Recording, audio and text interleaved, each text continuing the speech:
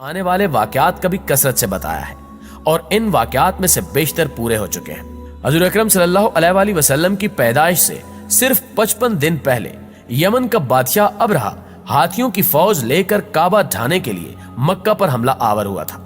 اس کا سبب یہ تھا کہ ابرہہ نے یمن کے دارالحکومت سنا میں ایک بہت ہی شاندار اور عالی شان گرجا گھر بنایا اور یہ کوشش کرنے لگا کہ عرب کے لوگ بجائے خانہ کعبہ کے یمن آ کر اس گرجا گھر کا حج کیا کریں۔ جب مکہ والوں کو یہ معلوم ہوا تو قبیلہ کنانا کا ایک شخص غیظ و غضب میں جل بھن کر یمن گیا اور وہاں کے گرجا گھر میں پاخانہ کر کے اس کو نجاست سے لت پت کر دیا۔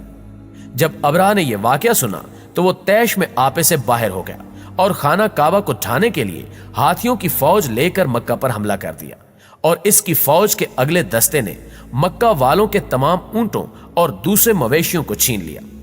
اس میں 200 یا 400 اونٹ حضرت عبد المطلب کے بھی تھے۔ حضرت عبد المطلب کو اس واقعے سے بڑا رنج پہنچا، چنانچہ آپ اس معاملے میں گفتگو کرنے کے لیے اس کے لشکر میں تشریف لے گئے۔ جب ابرہہ کو معلوم ہوا کہ قریش کا سردار اس سے ملاقات کرنے کے لیے آیا ہے تو اس نے آپ کو اپنے خیمے میں بلایا، اور جب حضرت عبد المطلب کو دیکھا کہ ایک بلند قامت، روبدار اور نہایت ہی حسین و جمیل آدمی ہے جن کی پیشانی پر نور نبوت کا جاہ جلال چمک رہا ہے، تو صورت دیکھتے ہی ابرہہ مروب ہو گیا اور بے اختیار تخت شاہی سے اتر کر آپ کی تعظیم و تکریم کے لیے کھڑا ہو گیا اور اپنے برابر بٹھا کر آنے کی وجہ دریافت کی۔ حضرت عبد المطلب نے جواب دیا کہ ہمارے اونٹ اور بکریاں وغیرہ جو آپ کے لشکر کے سپاہی ہانک لائے ہیں، آپ ان سب مویشیوں کو ہمارے سپرد کر دیجیے۔ یہ سن کر ابرہہ نے کہا کہ اے سردار قریش، میں تو یہ سمجھتا تھا کہ آپ بہت ہی حوصلے مند اور شاندار آدمی ہیں، مگر آپ نے مجھ سے اپنے اونٹوں کا سوال کر کے میری نظروں میں اپنا وقار کم کر دیا ہے۔ اونٹ اور بکریوں کی حقیقت ہی کیا ہے؟ میں تو آپ کے کعبہ کو توڑ پھوڑ کر برباد کرنے کے لیے آیا ہوں۔ آپ نے اس کے بارے میں کوئی گفتگو نہیں کی۔ حضرت عبد المطلب نے فرمایا کہ مجھے تو اپنے اونٹوں سے مطلب ہے، کعبہ میرا گھر نہیں ہے بلکہ وہ خدا کا گھر ہے، اور خدا اپنے گھر کو خود بچا لے گا۔ یہ سن کر ابرہہ اپنے فرعونی لہجے میں کہنے لگا کہ اے سردار مکہ، سن لیجئے، میں کعبہ کو ڈھا کر اس کی اینٹ سے اینٹ بجا دوں گا اور روئے زمین سے اس کا نام و نشان مٹ جائے گا، کیونکہ مکہ والوں نے میرے گرجا گھر کی بڑی بے حرمتی کی ہے، اس لیے میں اس کا انتقام لینے کے لیے کعبہ کو مسمار کر دینا ضروری سمجھتا ہوں۔ حضرت عبد المطلب نے فرمایا کہ پھر آپ جانے اور خدا جانے، میں آپ سے سفارش کرنے والا کون؟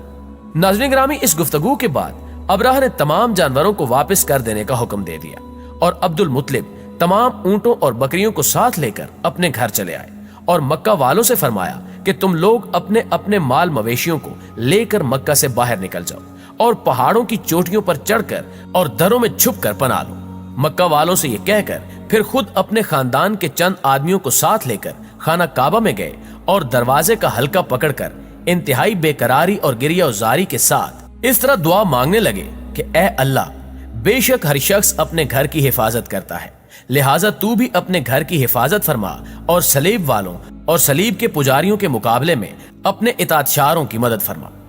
حضرت عبد المطلب نے یہ دعا مانگی اور اپنے خاندان والوں کو ساتھ لے کر پہاڑ کی چوٹی پر چڑھ گئے اور خدا کی قدرت کا جلوہ دیکھنے لگے۔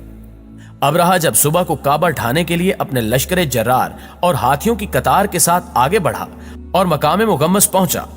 تو خود اس کا ہاتھی، جس کا نام محمود تھا، ایک دم بیٹھ گیا۔ ہر چند مارا اور بار بار للکارا مگر ہاتھی نہیں اٹھا۔ اسی حال میں قہر الہی ابابیلوں کی شکل میں نمودار ہوا اور ننھے پرندوں کے جھنڈ جن کی چونچ اور پنجوں میں 3 کنکریاں تھیں، سمندر کی جانب سے حرم کعبہ کی طرف آنے لگے۔ ابابیلوں کے ان لشکروں نے ابرہہ کی فوجوں پر اس زور و شور سے سنگباری شروع کر دی کہ آن کی آن میں ابرہہ کے لشکر اور اس کے ہاتھیوں کے پرخچے اڑ گئے۔ اس طرح یہ سب ہلاک و برباد ہو گئے کہ ان کے جسموں کی بوٹیاں ٹکڑے ٹکڑے ہو کر زمین پر بکھر گئیں۔